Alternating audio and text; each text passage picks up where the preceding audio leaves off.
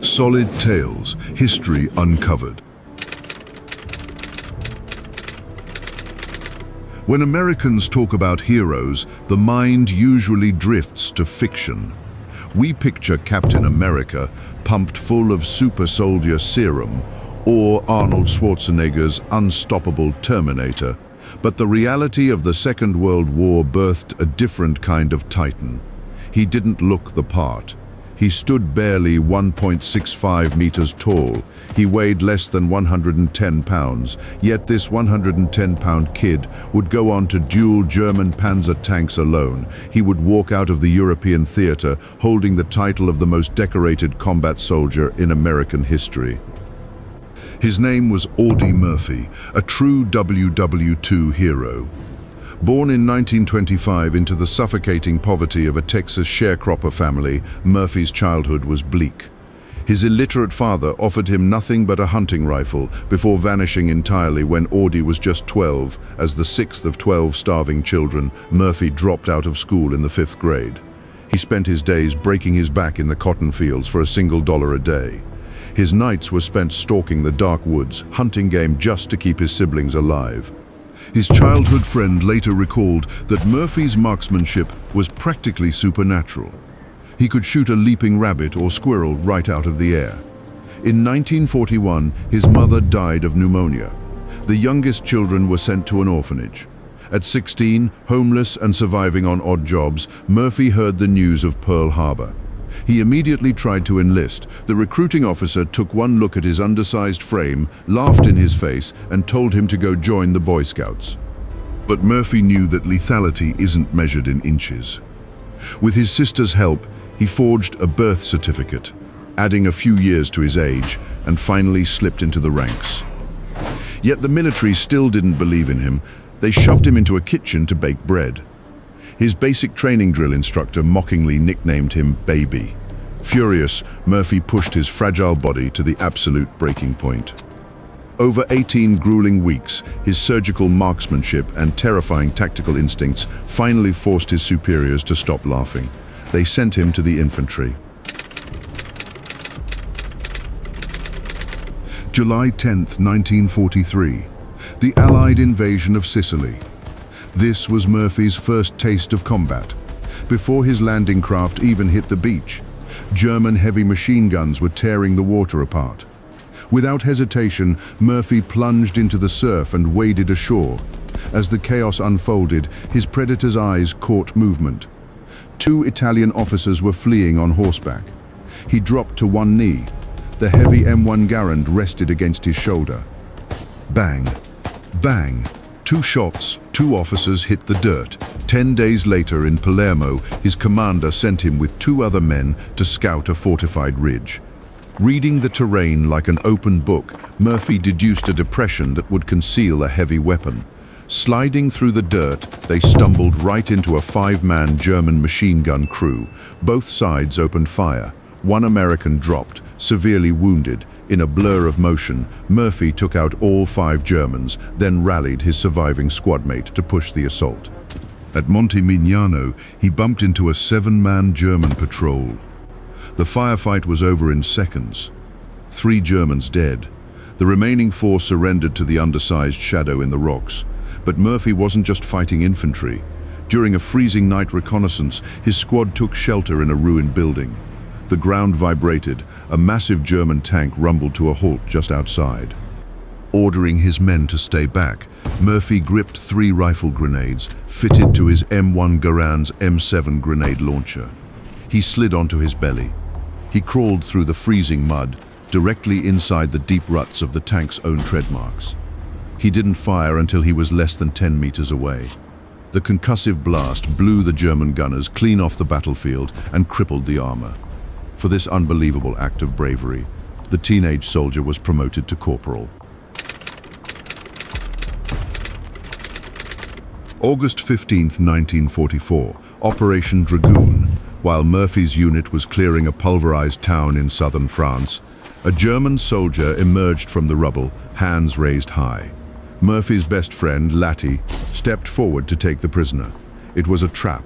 The German drew a concealed pistol and fired, killing Latty instantly. Watching his best friend die broke something inside Murphy. Blind fury replaced tactical caution. He seized a heavy machine gun and charged headlong back into the teeth of the German lines. He obliterated a machine gun nest, then swept the barrels across 2 fortified foxholes. In minutes, he single-handedly killed 8 and captured 11. But the real shock came later. When post-battle teams surveyed the sector, they estimated Murphy had taken out over 200 German soldiers across the engagement, along with destroying 2 heavily fortified enemy bunkers. He was awarded the Distinguished Service Cross, yet standing at the ceremony, his face was carved from stone. No smile, no pride. In his autobiography, he wrote, "I feel no pride, no guilt, only a weary numbness. The truth of war disgusts me, but I can only fight on." He was no longer just a soldier. In September, he dragged a heavy radio deep behind enemy lines, calling down a thunderous artillery barrage that eliminated 50 German troops. The army pinned a second lieutenant's bar on his collar and made him a platoon leader. Before we get to his most legendary battle, think about this. What would you do in this situation? Outnumbered, outgunned, with tanks bearing down on your position? Let us know in the comments below. January 1945. The Third Reich was in its death throes. Hitler demanded a fanatical, desperate final offensive. On January 26th at 2 p.m., all hell broke loose. Murphy was holding the frozen line at the town of Holtzwihr. The Germans threw a massive armored assault at his sector, 6 towering Tiger tanks, accompanied by 2 full infantry companies. Outnumbered more than 2 to 1, the American line was pulverized. Murphy watched his command get shredded from 128 men down to just 19 bleeding survivors. Knowing they would be overrun, Murphy ordered his men to fall back to the woods. He stayed on the front line, alone. He grabbed a field telephone. He dropped into a shallow crater in no man's land, fully exposed to enemy fire. His only goal, call in precision artillery strikes right on top of the advancing Germans. The artillery commander crackled over the radio, demanding to know how close the enemy was. Firing his rifle at the charging infantry, Murphy screamed back, "Hold the phone and you'll hear the bastards." 1 minute later, hellfire from above rained down, annihilating all 6 tanks. Murphy survived the shockwaves with only a minor shrapnel wound to his leg, but 50 meters away, over 100 German infantrymen had survived.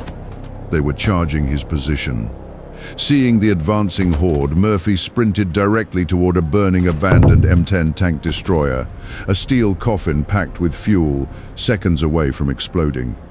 He hauled himself onto the burning deck, racked the massive 12.7mm heavy machine gun, and unleashed a torrent of lead.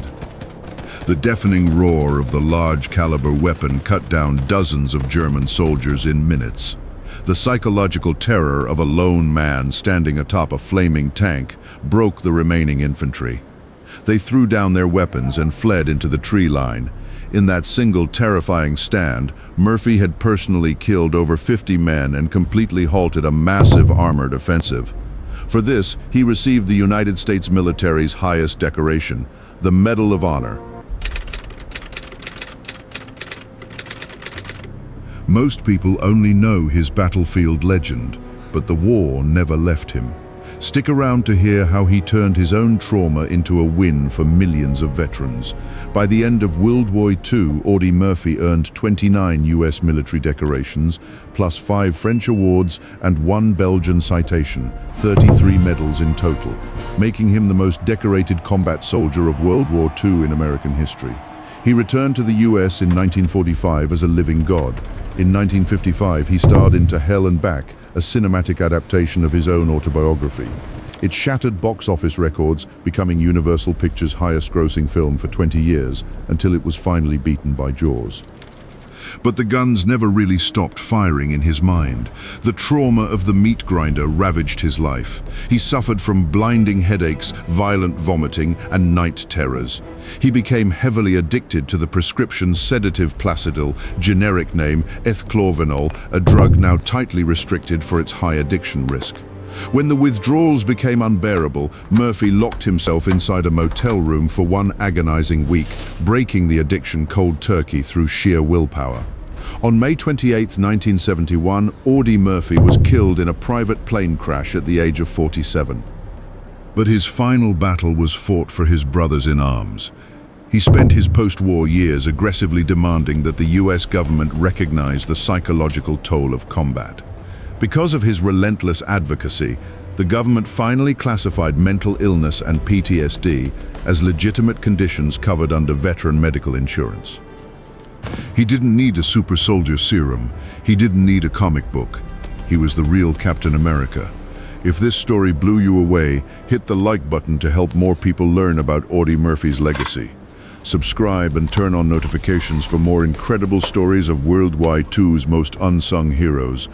And let us know in the comments which part of Audie's story shocked you the most, and who should we cover in our next video. History Uncovered. Subscribe to Solid Tales.